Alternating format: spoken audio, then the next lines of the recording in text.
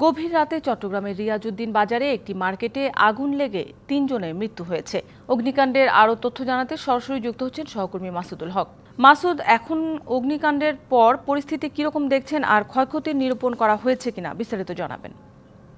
আপনি ইতিমধ্যে জেনেছেন যে অগ্নিকাণ্ডের ঘটনা, আমি এখন সেইখানে রয়েছে এবং আমি যেই মার্কেটে রয়েছি আপনার একটু দেখাতে চাই। এখানে এমন অবস্থা, আসলে কোনো ধরনের নিয়ম নীতি তোয়াক্কা না করেই কিন্তু এখানে ভবনগুলো নির্মাণ করা হয়েছে এবং সবচেয়ে বেশি যেটি উল্লেখযোগ্য ঘটনা সেটি হচ্ছে চট্টগ্রামের যে ফায়ার সার্ভিসের যে অগ্নিঝুঁকির তালিকায় এই রিয়াজউদ্দিন বাজার কিন্তু আপনার অন্যতম।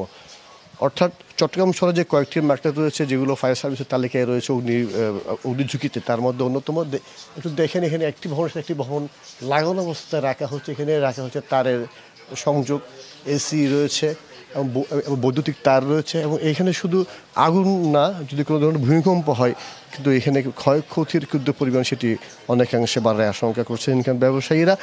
এবং একই সাথে এখানে একটু দেখাতে চাই, এখানে এমন অবস্থা যে এখানে গতকাল কিন্তু ফায়ার সার্ভিসের যারা উদ্ধারকারী তো তারা কিন্তু আসতে বেগ পেতে হয়েছে। অর্থাৎ এখানে ফায়ার সার্ভিসের শুধু গাড়ি নয়, সাধারণ মানুষ কিন্তু এখানে আসতে পারে না। ওয়ালটন ফ্রিজ কিনে অনেকের মতো আপনিও হয়ে যেতে পারেন মিলেনিয়াল সেরা পণ্যের সেরা অফার।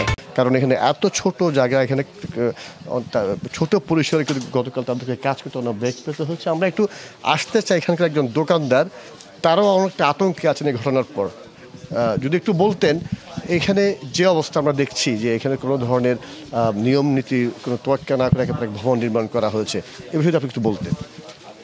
এটা এ ব্যাপারে বলবো, আমি সবসাইতে বলবো এখানে